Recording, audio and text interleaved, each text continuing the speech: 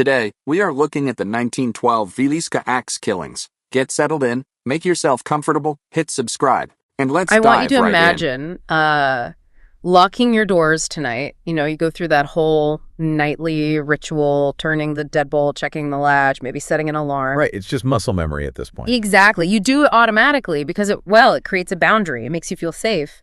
But I want you to imagine performing that simple routine, knowing that over a century ago, an entire town woke up to the horrific realization that locks couldn't stop a phantom from just slipping into their homes. Oh, absolutely. It completely shatters that illusion of safety we all rely on. We build these physical barriers, assuming they keep the chaos out.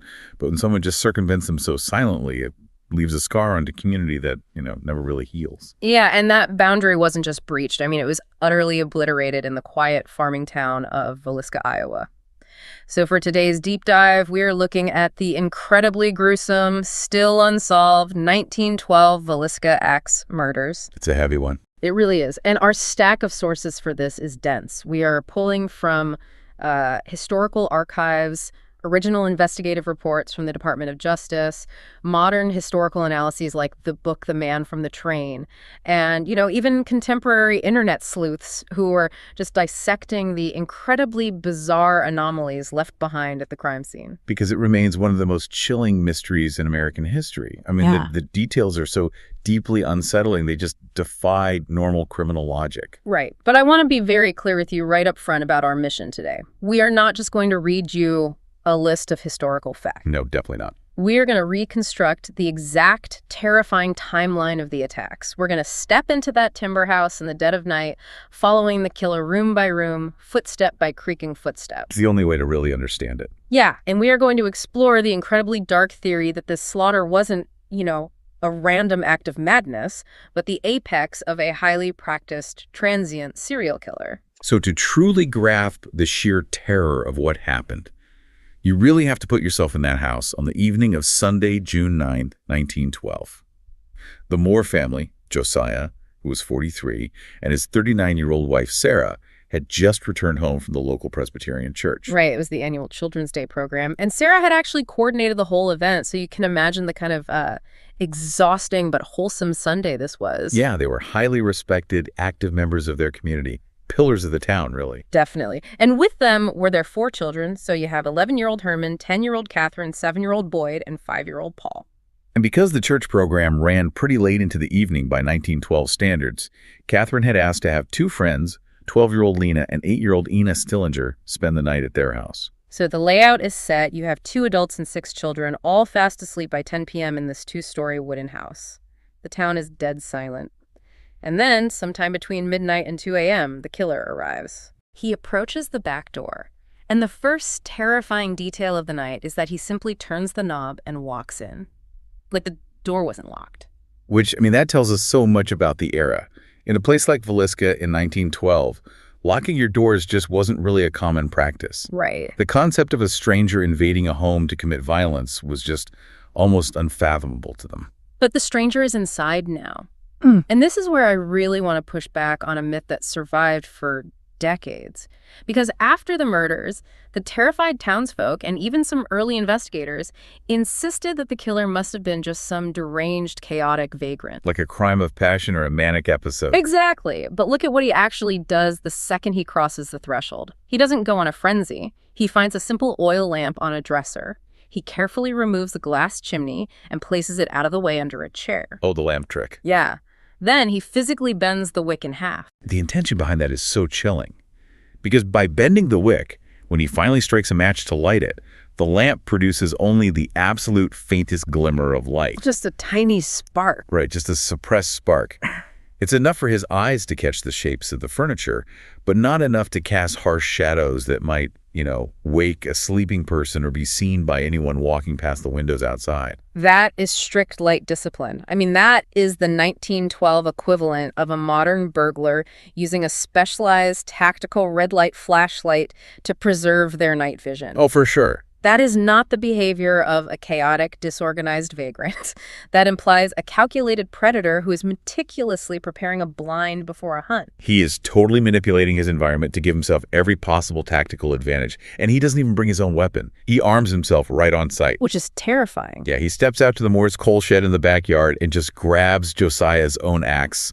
It's this heavy, rusted farm tool with a slightly broken handle. So, armed with that axe and carrying this tiny, dim flame, the killer begins to move through the pitch-black house.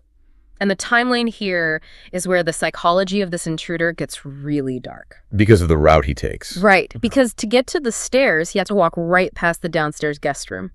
He walks within a few feet of where 12-year-old Lena and 8-year-old Ina Stillinger are sleeping. But he ignores them. He just keeps walking. Yeah.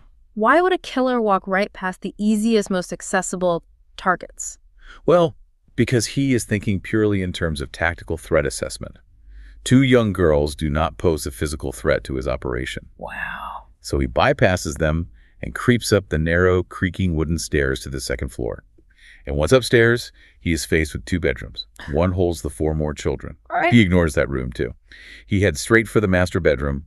He goes directly for the greatest threat in the house, which is the 43-year-old father, Josiah Moore. Just picture standing in that doorway. You can hear the heavy, rhythmic breathing of a sleeping husband and wife.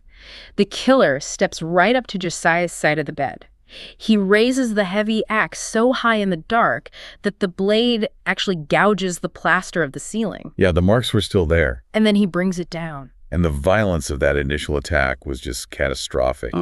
Based on the crime scene, the coroner estimated Josiah was struck in the head roughly 30 times. 30 times. The damage was so absolute, so severe, that his face was entirely obliterated.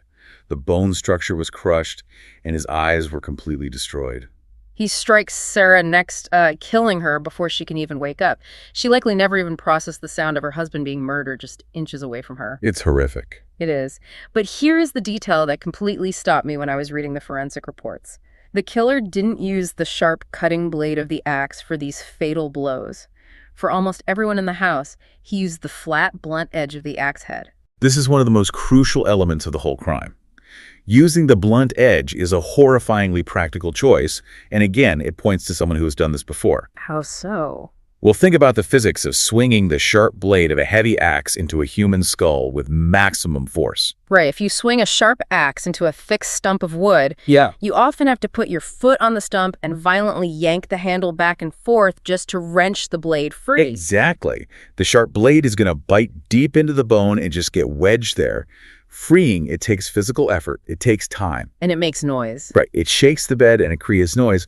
All of those things risk waking the rest of the house. But the heavy, flat, blunt edge, it acts like a sledgehammer. Oh, wow. It crushes the skull instantly, causing massive fatal trauma. And then the sheer force causes the heavy iron to naturally bounce back, so it's immediately ready for the next swing. Yeah. It guarantees a lethal, silent strike without the weapon ever getting stuck. The terrifying efficiency of it is just mind-blowing. So, with the parents dead, the primary physical threat is neutralized. The killer steps out of the master bedroom, the heavy axe dripping, and walks into the children's room. 11-year-old Herman, 10-year-old Catherine, 7-year-old Boyd, and 5-year-old Paul. And he systematically bludgeons them using that exact same method. The blunt edge. The blunt edge, brought down with devastating force. Investigators and coroners determined that these 4 children almost certainly felt nothing. They passed instantly from sleep to death. They never woke up. They never cried out. So he has now murdered 6 people. The entire 2nd floor is destroyed. The air in that cramped, hot upstairs space must be thick with the heavy and metallic smell of blood. Yeah. But he doesn't drop the axe. He turns around, holding that dim lamp, and he descends those creaking stairs back to the main floor. He heads straight for the guest room where the 2 Stillinger girls are sleeping. But the dynamic of the night suddenly changes here, because 12-year-old Lena Stillinger wakes up. Put yourself in Lena's mind for just a second. You are sleeping in a strange bed in your friend's house. You wake up in the pitch black. Maybe it was the floorboards groaning under his weight. Or a heavy thud from upstairs. Right. Maybe you heard a heavy, wet thud radiating through the ceiling above you. You open your eyes, and through the darkness, illuminated by just a tiny spark of a modified oil lamp, you see a man standing over your bed holding a bloody axe. What actually happens next? It is the absolute apex of fear. And the crime scene tells us a deeply tragic story about her final moments. Lena is the only victim in the entire house who had the chance to fight back. She actually tried to fight him. Yes. When investigators found her, she wasn't tucked under the covers like the others. She was lying crosswise on the bed. She had a clear defensive wound on her arm, meaning she saw the axe coming down and literally raised her arm to block it. She actually tried to survive. Right. And he strikes her down, and then her 8-year-old sister Ina. But the reports note some incredibly disturbing details about how Lena was found, right? They do. Her undergarments had been pushed up, and her body was positioned in a way that heavily suggested a sexual motive to the attack. But they didn't find any concrete proof of that, did they? Well, no. The doctors at the time found no definitive forensic evidence of a sexual assault, though, 1912 forensics were incredibly primitive. But the intent, the sheer sadism of moving her body, was clearly there. So we are now at 8 victims. He has annihilated the entire household. At this point, the logical move for any criminal, even a murderer, is self-preservation. Just get out of there. Exactly. You drop the weapon, you get out the back door, and you vanish into the night before the sun comes up. But he doesn't leave. No, he does the exact opposite. He walks back upstairs. Unbelievable. He walks back into the sweltering rooms of the 6 people he has already killed. Yeah. And he systematically brings that heavy iron axe down on their faces again and again. Just absolute overkill. Yeah, he reduces all 6 Moors' faces to an unrecognizable pulp. It's an overkill that really borders on absolute frenzy. And once that is done, he starts performing these bizarre, macabre rituals throughout the house. Outline these rituals because they are incredibly specific and just so weird. Well, he takes dead clothes and carefully covers Josiah and Sarah's shattered faces. Mm-hmm. He finds a gauze undershirt and drapes it over young Herman's face. He takes a dress from the closet and covers Catherine's face. So covering the victim. Right. But then he walks through the entire house and systematically covers every single mirror and glass surface with clothing and aprons. It's so ritualistic. Very. He takes a basin, fills it with water, and washes his bloody hands in the kitchen. He leaves a plate of uneaten food on the table. And he drops a mysterious keychain on the floor that didn't belong to anyone in the family. Okay, hold on. I need to stop you right here because we really have to talk about the most baffling item left behind at the crime scene. The bacon. The bacon. In the downstairs guest bedroom, right near where the Stillinger girls were murdered, investigators found a 4-pound slab of raw bacon. It was just sitting on the floor, wrapped in a towel. Yeah, it's wild. I am completely lost here. A slab of raw bacon. That makes absolutely zero sense. Why would a killer stick around a blood-soaked house after murdering 8 people to just play with raw meat? It sounds totally absurd to a rational mind, which is why it has haunted investigators and amateur sleuths for over a century. When criminal profilers look at killers who stick around to move things, what they call manipulating the scene, it tells us they feel completely in control. Right, they aren't panicked. Exactly. They aren't in a panic to escape. They're essentially claiming ownership of the house. But the bacon specifically, the Reddit threads in our sources go wild with theories on this. Some suggest he just took it out of an icebox to thaw for a meal he decided not to eat. Which is possible. Others point out that families in 1912 sometimes cured meat in cool downstairs closets, so maybe he just bumped into it and knocked it over in the dark. But there is a much darker theory, isn't there? There is. Some modern criminologists and serial killer researchers have theorized that the raw meat may have been used for a horrifying sexual purpose, perhaps to facilitate masturbation at the scene. That is so grim. It is. Okay. But if we look at similar cases, like Dennis Rader, the BTK killer, who would linger in homes performing bizarre sexual rituals with objects, it highlights a profound sadistic depravity. Yeah. Whether he used it sexually or just brought it out as a snack, it shows a terrifying lack of adrenaline. He had no fear of getting caught. He felt totally safe in that house of death. That terrifying level of comfort, the discipline to suppress the lamp, Yeah. the mechanical logic of using the blunt edge of the axe, the overkill, it all points to one undeniable conclusion. This wasn't his first time. Not at all. Which brings us to the theory spearheaded by Department of Justice Special Agent Matthew McClary and expanded upon by the modern researchers in The Man from the Train. The theory that this was the work of a highly mobile serial killer they called Billy the Axeman. It is a staggering theory when you look at the broader historical context. When you zoom out from the town of Villisca and look at the American Midwest between 1898 and 1912, a deeply terrifying pattern emerges. There was a string of nearly identical family annihilations. What other families were we talking about here? Well, just to name a few of the most prominent ones, In September 1911, the Burnham Wayne murders occurred in Colorado Springs. In October 1911, the Shulman family was slaughtered in Ellsworth, Kansas. And in June 1912, the Hudson family was murdered in Powell, Kansas. And the Powell murders happened just 4 days before the slaughter in Villisca. 4 days. But how is one man committing these massive crimes across multiple states without ever being spotted or tracked? Because of the mechanism of travel in early 20th century America. The train network. Oh. You have to remember, in 1912, there were no interstate highways. There were no national fingerprint databases, no FBI, no digital tracking. The train was a literal ghost maker. So he just hops on a train? Exactly. A transient lumberjack or drifter could hop into an open boxcar in the dead of night, ride into a small town, commit an atrocity, and hop right back on an outbound freight train before the sun even came up. By the time the local sheriff found the bodies, the killer was 3 states away. He essentially ceased to exist in that jurisdiction. The ultimate anonymizer. A phantom riding the rails.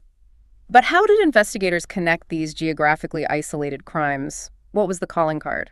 The physical similarities at the crime scenes are mathematically impossible to ignore. Almost all of these targeted houses were within a short walking distance of the train tracks. Okay, that makes sense. The killer specifically targeted families that didn't own dogs, removing the risk of an early warning. He consistently used the blunt edge of a heavy axe found on the property.